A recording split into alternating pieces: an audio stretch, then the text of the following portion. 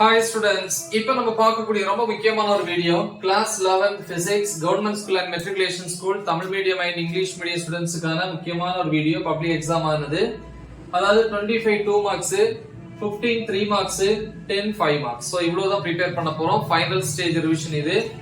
So நம்ம 70க்கு 45 plus வந்து ஸ்கோர் பண்றதுக்கு, அப்ப 45 பிளஸ்னா 50 வரைக்கும் நீங்க நெருங்கி வரலாம். அப்ப 100க்கு எவ்வளவு வரலாம் அப்படின்னு பாத்தீங்கன்னா, பிராக்டிகல் மார்க்ஸ் இதுல வந்து 30 ஆட் பண்ணுவீங்க அப்படிதானே.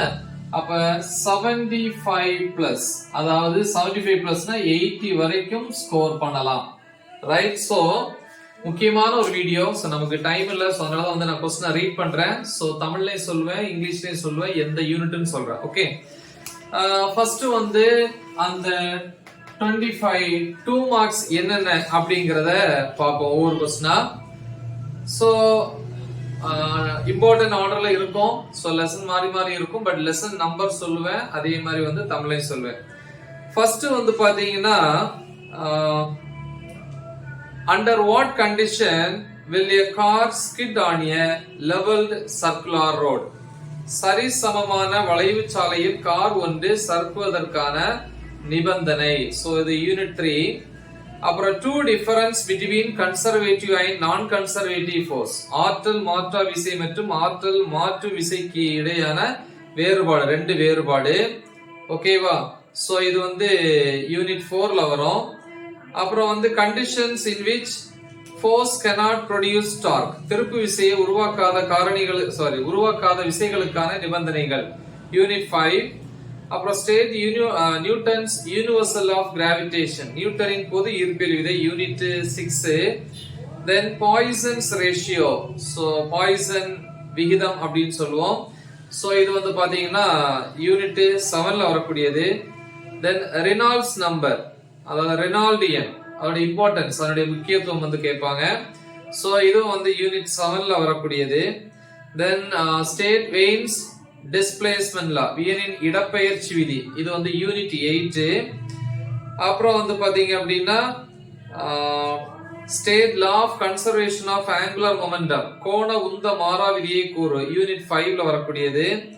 அப்புறம் define torque, any two example in day to day life, திருப்பு விசை என்றால் என்ன அது வரையறு, நடைமுறை வாழ்வில் திருப்பு விசைக்கு எடுத்துக்காட்டு. சோ இது யூனிட் 5ல வரக்கூடியது. அப்புறம் வந்து பாத்தீங்கன்னா dimensional correctness of the given equation, அதாவது கொடுத்திருக்கிற ஈக்குவேஷன் வந்து டைமென்ஷனல் முறைப்படி கரெக்டா இல்லையா அப்படின்னு கேட்பாங்க, அதாவது பரிமாண முறைப்படி சரியா தவறா. சோ என்னெல்லாம் கொடுக்கலாம், v is equal to u plus at, left hand side right hand side equal prove பண்ணணும். இல்லன்னா இப்படி கேட்கலாம், half mv square equal to mgh இருக்கு. அதே மாதிரி v square is equal to u square plus 2as, இதை செக் பண்ணலாம் dimensional formula பரிமாண முறைப்படி. அல்லனா s equal to ut plus half at square, இது ஏதாவது ஒண்ணு கேட்கலாம். சரியா? சோ அதை பார்த்து வச்சுக்கோங்க. அப்புறம் வந்து பாத்தீங்கன்னா சோ இது வந்து யூனிட் 1ல வரக்கூடியது. சரியா? சோ நெக்ஸ்ட் வந்து why the energy of a satellite or any other planet is negative, செயற்கை துணைக்கோளின் ஆற்றல் அல்லது ஒரு கோளின் ஆற்றல் எதிர்க்குறியுடையது ஏன், இது யூனிட் 6ல வரக்கூடியது. அப்புறம் ஸ்டீஃபன் போல்ட்ஸ்மேன் லா, யூனிட் 8, ஸ்டெஃபான் போல்ட்ஸ்மேன் விதின்னு தமிழ்ல சொல்லுவாங்க. அப்புறம் அப்ளிகேஷன்ஸ் ஆஃப் டைமென்ஷனல் அனாலிசிஸ், பரிமாண பகுப்பாய்வுடைய பயன்பாடுகள், இது unit 1. Then define degrees of freedom, சுதந்திர இயக்க கூறுகள் வரையறு, யூனிட் 9. அப்புறம் டிஃபைன் டிஸ்டன்ஸ் அண்ட் டிஸ்பிளேஸ்மென்ட், கடந்த தொலைவு மற்றும் இடப்பெயர்ச்சி வரையறு. சோ இது யூனிட் 2ல வரக்கூடியது. அப்புறம் why there is no lunar eclipse and solar eclipse every month, ஒவ்வொரு மாதமும் சந்திர கிரகணமும் சூரிய கிரகணமும் நடைபெறுவது இல்லை ஏன், இது யூனிட் 6ல வரக்கூடியது. அப்புறம் டிஃபைன் கோஎஃபிஷியன்ட் ஆஃப் ரெஸ்டிடியூஷன், மீட்சியளிப்பு குணகம் வரையறு. சோ இது யூனிட் 4ல வரக்கூடியது. why there is no hydrogen in the earth's atmosphere, அதாவது வந்து புவியின் வளிமண்டலத்தில் ஹைட்ரஜன் வாயுவற்ற நிலை ஏன் உள்ளது, யூனிட் 9. அப்புறம் what are the factors affecting velocity of sound in gases, வாயு ஒன்றில் ஒலியின் திசைவேகத்தை பாதிக்கும் காரணிகள். ஓகேவா? சோ இது வந்து யூனிட் 11ல உள்ளது. டிஃபைன் precision and accuracy, துல்லியத்தன்மை மற்றும் நுட்பம் வரையறு, யூனிட் 1.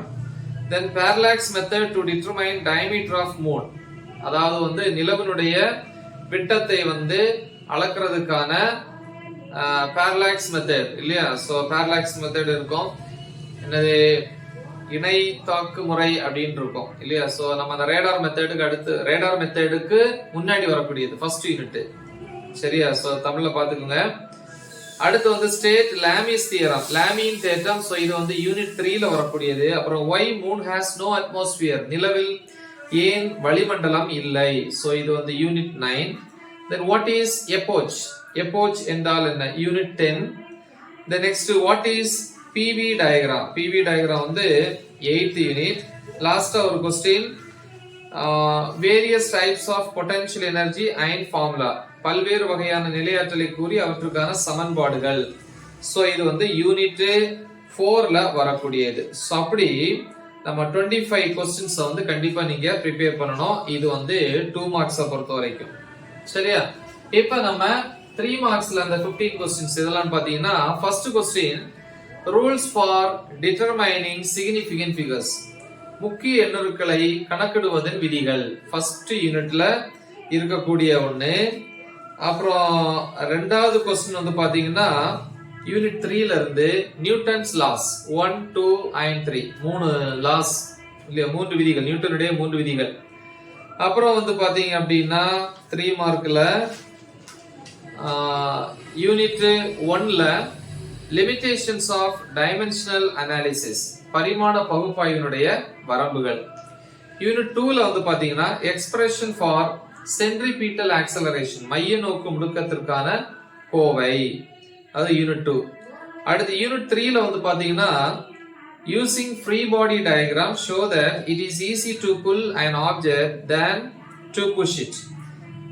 அதாவது என்ன அப்படின்னா, தனிப்பொருள் விசை படத்தை பயன்படுத்தி ஒரு பொருளை நகர்த்த அப்பொருளை இழுப்பது சுலபமா அல்லது தள்ளுவது சுலபமா என நிறுவுக. அடுத்து வந்து பாத்தீங்கன்னா 3 மார்க்ல வந்து பேங்கிங் ஆஃப் ட்ராக்ஸ், வளைவு சாலைகளில் வெளி விளிம்பு உயர்த்தப்பட்ட அல்லது வெளி விளிம்பு, பேங்கிங் ஆஃப் ட்ராக்ஸ். இது சில நேரங்களில் 5 மார்க்லோட கேட்கலாம். இது வந்து யூனிட் 3ல இருக்கு.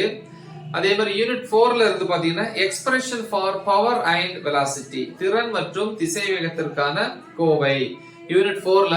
இது ஒரு தடவை 5 மார்க்ல கூட கேட்டிருந்தாங்க. சரியா? சோ அடுத்து வந்து நம்ம 3 மார்க் பாத்தீங்க அப்படின்னா யூனிட் 6ல இருந்து கெப்லர்ஸ் 3 லாஸ், 3 லா, கெப்லரின் 3 விதிகள். அடுத்து யூனிட் 6ல வந்து ரெண்டாவது क्वेश्चन வந்து short note on geostationary and polar satellites, துணைக்கோள் மற்றும் துருவ துணைக்கோள் குறிப்புரைக. அப்புறம் அதே யூனிட்ல தான் 6th யூனிட்ல தான் expression for energy of satellite, துணைக்கோளின் ஆற்றலுக்கான கோவை. இன்னொரு क्वेश्चन அதுல அதே யூனிட் 6ல டைம் பீரியட் ஆஃப் சேட்டலைட் இல்லையா, கோளினுடைய என்னது டைம் பீரியட்னா சுற்றி இயக்கு காலம். ஓகே, சோ அது வந்து கேக்குறாங்க. யூனிட் 7 வந்துட்டீங்கன்னா terminal velocity of a sphere, பாய்மத்தில் கோளத்தினுடைய முற்று திசை வேகம். சில நேரம் 5 மார்க்லயும் கேட்கலாம். யூனிட் 8ல வந்து பாத்தீங்கன்னா எஃபிஷியன்சி ஆஃப் கார்னாட் என்ஜின், அதாவது கார்னாட் எந்திரத்தினுடைய பயனுறு திறன். சரியா? சோ அப்புறம் வந்து 3 மார்க் வந்து பாத்தீங்க அப்படின்னா இந்த 3 மார்க் 8th யூனிட்ல வந்து மேயர்ஸ் ரிலேஷன், மேயர் தொடர்பு. சில நேரம் அது 5 மார்க்லயும் கேக்குறாங்க. ஓகேவா? So Mayer's relation. Then working of refrigerator, அதே யூனிட் 8ல குளிர் சாதன பெட்டியினுடைய செயல்பாடு. இது சில நேரங்கள்ல 5 மார்க்லயும் கேக்குறாங்க. அப்படி 15 3 மார்க்ஸ் வந்து கொடுத்திருக்கேன். இனி 5 மார்க்ஸ்ல வந்து 10 क्वेश्चंस. என்னென்ன क्वेश्चंस பாப்போம்.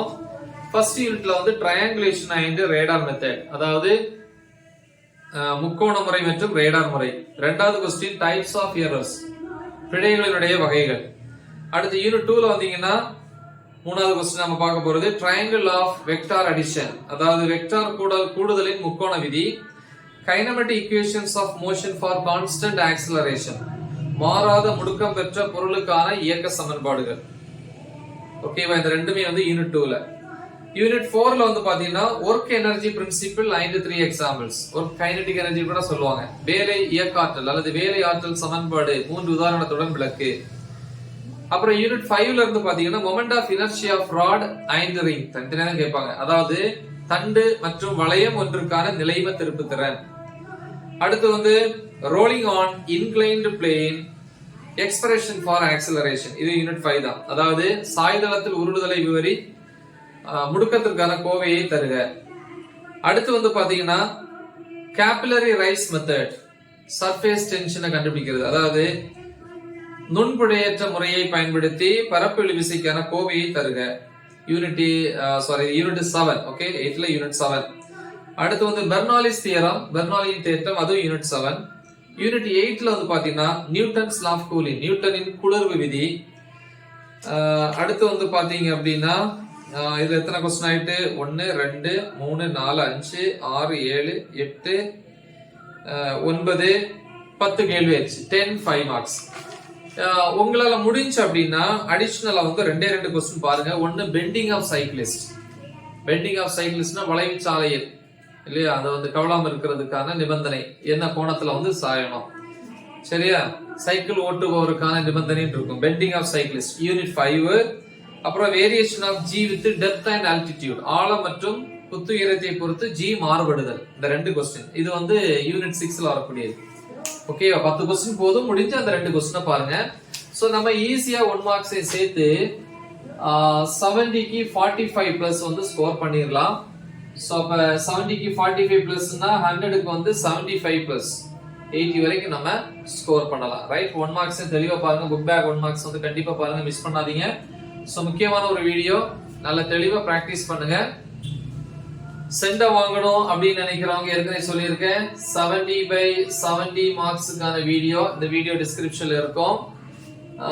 60 பிளஸ் வேணும் இல்லையா அப்படின்னு நினைக்கிறவங்க வந்து பாத்தீங்கன்னா டாப் 25 அல்லது டாப் 35 5 மார்க்ஸ், அது இந்த வீடியோ லிங்க்ல இருக்கும், டிஸ்கிரிப்ஷன்ல கொடுத்திருப்பேன். அதே மாதிரி வந்து பாத்தீங்கன்னா கோல்டன் 2 மார்க்ஸ், கோல்டன் 3 மார்க்ஸ். ஓகேவா? சோ இவ்வளவுத்தையும் நீங்க ப்ரிப்பேர் பண்ணுங்க. சோ கண்டிப்பா 60 பிளஸ் இருக்கு. ஒருவேளை டஃபா இருந்துச்சுன்னா ப்ராப்ளம்ஸ் எல்லாம் டைட் வரும், அதுக்கு தனியா நான் போட்டிருக்கிறேன், கோல்டன் ப்ராப்ளம்ஸ் அப்படின்னு சொல்லி போட்டிருக்கிறேன். சோ இதை நீங்க பார்த்தாலே கண்டிப்பா 60 and above 70க்கு வந்து ஈஸியா ஸ்கோர் பண்ணலாம். அப்ப 60 and above 70/70க்கு வந்து ஆல்ரெடி 70/70 மார்க்ஸ் வீடியோ மட்டும் படிச்சா போதும், அதுலயே ப்ராப்ளம்ஸ் எல்லாம் இருக்கு.